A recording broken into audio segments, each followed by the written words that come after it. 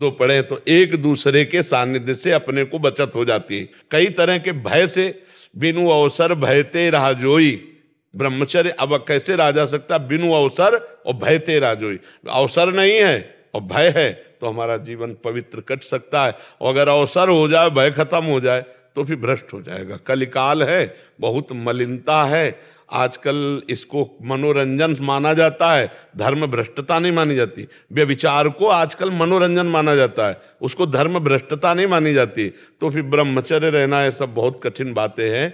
और अगर निर्वाह कर ले गया तो बहुत जल्दी भगवत प्राप्ति हो जाती है ब्रह्मचारी को, क्योंकि उसकी अखंड स्मृति में ब्रह्मचर्य उसका सहयोग करता है। और जहाँ अखंड स्मृति आई तो भगवत प्राप्ति हो गई। यस्य स्मरण मात्रेण जन्म संसार बंधनात् विमुच्यते नमस्तस्मै विष्णुवे प्रभु विष्णुवे। जिनका अखंड स्मरण जन्म मृत्यु के चक्र का नाश कर देता है, वो भगवान श्री हरि। सौरभ जी, राधा वल्लभ श्री हरिवंश महाराज जी, आपके चरणों में कोटि कोटि प्रणाम। महाराज जी, भजन मार्ग में छल कपट को कैसे पहचाने? सत्संग में सुना, निर्मल मन जन सो मोहि पावा, मोहि कपट छल छिद्र न भावा। अंदर कुछ है, बाहर कुछ बोलते हैं। वाणी में, मन में और आचरण में जिसके एकता पाई जाती है वो संत है। जिसका वाणी कुछ और है, हृदय में कुछ और चल रहा है और चरित्र कुछ और है, उसे कपट कहते हैं, उसे छल कहते हैं। तो कपट को पहचानने की जरूरत थोड़ी, तो अंदर ही समझ में आता है कि हम कुछ बोल रहे हैं और है कुछ, और हमारे आचरण कुछ है, इसी को कपट कहते हैं। हम दिखावा जो करते हैं उसे कपट कहते हैं। जैसे कपट वेश कालिनेमि ने धारण किया, वो साधु है नहीं, पर साधु का वेश धारण किया ना। तो हम ऐसे जो भक्ति में या किसी भी कार्य में कपट करते हैं, तो भगवान कहते हैं मुझे कपट अच्छा नहीं लगता। दूसरों के साथ छल करना, कपट करना, ये भगवान को अच्छा नहीं लगता। सरल स्वभाव न मन कुटिलाई। सरलता, हम जो बोल रहे हैं वैसे ही हमारे मन में चल रहा, वैसे हमारे आचरण है। हम सच्चाई से सबके सामने पेश आवें। कोई बनावटपना नहीं होना चाहिए, कोई छल नहीं होना चाहिए, कोई कपट नहीं होना चाहिए। तो भगवान को, जैसे हम नीच हैं तो हम नीच हैं, कामी हैं तो हम कामी अपने प्रभु के हैं। हमारे प्रभु सुधारेंगे, हम वैसे जैसे हैं वैसे। बड़े बड़े संतों ने देखो कैसे अपनी बात कही। गोस्वामी जी कह रहे, जो मैं अपने अवगुण कहूँ, बाढ़े कथा पार नहीं लहूँ। अगर हमसे पूछे कोई तो हम अपनी बड़ाई मारेंगे, लेकिन जो संत है वो क्या कह रहे, जो मैं अगर अपने अवगुण कहना चाहूँ ना तो बड़ी कथा बढ़ जाएगी। ताते कछु मैं अलप बखाने, थोड़े महू समुझी है सया। ये निर्मल हृदय, जरा भी दोष नहीं है, दोष की संभावना मात्र को देख करके वो कह रहे हैं कि मैं कितना अधम हूँ, मैं कितना नीच हूँ। जो सूरदास जी महाराज, मोसम कौन कुटिल खल कामी, जिन को तन दियो ताहि बिसरायो, ऐसो नोन हरामी। ये निर्मल हृदय। हमसे पूछा जाए तो हम अपनी मलिनता को छुपाकर साधुता को प्रकाशित करेंगे, अपने नीचपने को छुपाकर महानपने को प्रकाशित। ये छल है, ये कपट है। भगवान करे मोह कपट छल छिद्रन, निर्मल जन मन सो। देखो निर्मल मन से हनुमान जी महाराज कह रहे, असमय अधम सखा सुन मोहू पर रघुवीर। नहीं कह रहे मैं ऐसा अधम हूं, ऐसा। सबरी जी देखो निर्मल हृदय, अधम ते अधम अधम मति नारी, तिनमा मैं मति मंद अघारी। ये हम जैसे हैं वैसे भगवान के सामने और वैसे समाज के। कोई नाटकबाजी, कोई दंभ, कोई पाखंड, कोई छल कपट, ऐसा हम ना करें कि अपने को श्रेष्ठता दिखाने के लिए हम श्रेष्ठ है नहीं और श्रेष्ठ बात करें। अंदर हमारे बहुत गंदगी, आचरण हमारे बहुत गंदे, और हम अपने को महान साबित। तो ये कपट है, ये छल है, ऐसा है। प्रमिता जी, काठमांडू नेपाल से। राधे राधे महाराज जी, आपके चरणों में कोटि कोटि प्रणाम। महाराज जी, जीवन में अगर कोई महापाप हो जाए तो उसकी मुक्ति के लिए श्रीमद् भागवत पारायण कराएं या नाम जप ही चल जाएगा? दोनों। श्रीमद् भागवत का 18,000 श्लोक किसी विद्वान ब्रह्म ऋषि से पाठ कराएं और नाम जप करें, और आगे वो पाप दोबारा ना हो तो वो नष्ट हो जाएगा। नहीं ऐसे तो कि भाई हम हर बार अनुष्ठान करा देंगे तो फिर उससे कटेगा नहीं पाप। ध्यान रखना, पाप तब कटता है जब अवलो नशानी अब ना नशे, आज तक किया अब नहीं करूंगा, और फिर प्रायश्चित करे तो वो पाप नष्ट हो जाता है। श्रीमद् भागवत सर्वसमर्थ है, घोर पापी को भी भगवत प्राप्ति कराने में समर्थ है। इसलिए 18,000 श्लोक संस्कृत के शुद्ध कोई जो पाठ कर ले उसको अपने गृह में पाठ करवाए और उसकी समुचित दक्षिणा प्रदान करके उसको प्रसन्न करे तो वो पाप नष्ट हो जाएगा और आगे दोबारा पुनरावृत्ति करे ना। जी। SS तिवारी जी। राधे राधे। राधे राधे महाराज जी। महाराज जी, मैं राधा एवं भगवान श्री कृष्ण का नाम जप और ध्यान काफी समय से कर रहा हूँ।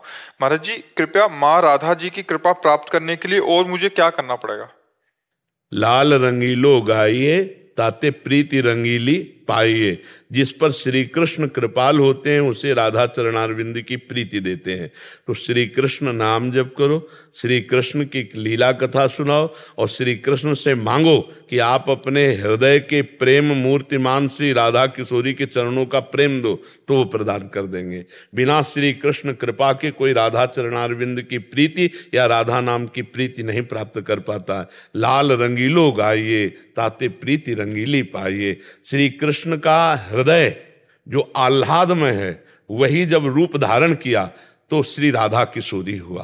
प्रीतिरु मूर्तिमती रस सिंधु सार संपदि विमला वैदग्धी नाम हृदयम काचन वृंदावनाधिकारिणी जयति। प्रेम समुद्र है लालजू श्री कृष्ण और प्रेम समुद्र का सार है लाडली जू, सांद्रानंद घन प्रेम मूर्ति किशोरी। श्री जी कौन है? लालजू का हृदय है, लालजू का प्रेम है, लालजू का आनंद है। श्री कृष्ण को हम लालजू कहते हैं, उनका आनंद है वो। तो जब तक धनी ना चाहे तो धन की तरफ नजर नहीं हो सकती। तो राधा धन के धनी है श्री लालजू, किशोरी जी उनका धन है। वो जब कृपा करें तो राधा नाम में प्रीति हो, किशोरी जी के चरणों में प्रीति हो। श्री कृष्ण कृपा के बिना राधा चरणारविंद में प्रीति या राधा नाम में प्रीति नहीं हो सकती। तो श्री कृष्ण लीला गायन करो, श्री कृष्ण नाम गायन करो और उसका फल मांगे कि श्री कृष्ण प्रसन्न होकर राधा चरणारविंद की प्रीति प्रदान करे। समझ पा रहे आप? पेशे से मैं वकील हूँ और अपने कार्य के दौरान जो है ऐसे बहुत सारे अपराध होते होंगे जो क्या नाम है इस वक्त व्यक्त नहीं किए जा सकते। जैसे वो मेरे अपराध नहीं है बल्कि लोगों के कार्यों के दौरान है। और ऐसे कैसे स्वामिनी की कृपा होगी? ये हम ये आपसे प्रार्थना करते हैं कि जिस विषय को आप जान लीजिए कि अपराधी पक्का अपराध किए हुए है तो आप उसको मत जितवाइए, चाहे जितना पैसा दे आप उसको मत जितवाइए। अब इस बात पर अगर कह सकते हैं मेरा पेशा है, नहीं मैं उसमें नहीं, जैसे मान लो आप कह सकते हैं कि मैं एक वकील हूं और मेरा पेशा है, तो हम मुझे प्रश्न करते हैं कि जैसे आपकी बहन के साथ कोई गलत आचरण करने वाला आदमी पकड़ के आएगा और वो आपको पैसा देगा तो आप उसे स्वीकार नहीं करेंगे, उसको दंड दिलाना ही आपका कर्तव्य बनेगा, है ना। अगर आपके भाई के साथ कोई गलत ऐसा व्यवहार करे, आपके परिवार के साथ व्यवहार करे, तो आप किसी भी स्थिति में पैसा लेकर उसका पक्ष नहीं लेंगे। अगर आप ऐसे धर्मयुक्त वकील बन जाएं तो हमारी लाडली जी की विशेष कृपा के पात्र बन जाएंगे। जिसे जानते हैं दोषी है उसका कभी भी भेंट स्वीकार न करें और उसका पक्ष न लें, और जिसे जानते हैं निर्दोष है तो जरूरत पड़े तो पैसा लगा के उसको जिता दीजिए निर्दोष को, और जरूरत पड़े तो पैसा लगा के दोषी को दंड दिलवा दीजिए। तो इससे भगवान की कृपा आपको प्राप्त हो जाएगी। हमारी प्रार्थना। प्रीति जी जबलपुर से। महाराज जी, आपके चरणों में कोटि कोटि प्रणाम। महाराज जी, निंदा करने की और सुनने की वृत्ति नहीं छूट रही। महाराज जी, मैं क्या करूं? 1000 बार कसम खाई। किसकी है? ये तो बहुत घातक है, बहुत घातक। इसमें तो दुर्गति पक्की समझो। पर निंदा के किए ते आवत नहीं कछु हाथ, मूर्ख पर्वत पाप को ले चले अपने साथ। जो दूसरों की निंदा करता है वो निंदा जिसकी करता है उसके सारे पाप अपने ऊपर ले लेता है और अपने सुकृत नष्ट कर देता है और उसको दुर्गति होती है। निंदा सुनने वाला और निंदा करने वाला दोनों अधोगति को प्राप्त होते हैं। तो बहुत खतरनाक बात है।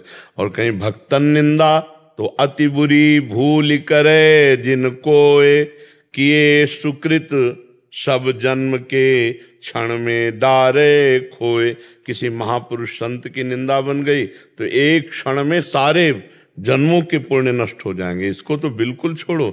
ऐसे महाराज जी कसम खाते हैं बार बार, फिर भी 2-3 घंटे बाद जैसे किसी का कॉल आ गया तो फिर वही सब शुरू हो जाता। नहीं नहीं नहीं, आप समझ लो कि अपना नाश क्यों करोगे, अपना पतन क्यों करोगे।